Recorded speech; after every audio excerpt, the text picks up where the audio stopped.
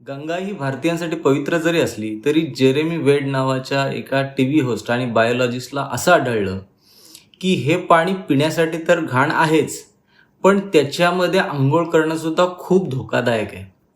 नदीमध्ये सगळ्यात जास्त माणसांची विष्ठा आणि मलमूत्र आहे. हे इतकं प्रचंड प्रमाणात आहे की त्याच्याने एखाद्याचा प्राण सुद्धा जाऊ शकतो जर त्याने ते पाणी पिलं तर. आजपर्यंत कोणी साधी टेस्ट करायची हिंमत केली नाही, कारण ती गंगा आहे. पण एका ब्रिटिश माणसाने त्या पाण्यामध्ये उतरायच्या आधीच त्या पाण्याची टेस्ट केली आणि लोकांच्या अंधविश्वासाला तडा दिलेला आहे. पुन्हा अनेक वर्षांनी भारतीयांचे डोळे ब्रिटिशांनीच उघडले. ब्रिटिश यायच्या आधी भारत हा अंधविश्वासाने पूर्ण भरलेला होता.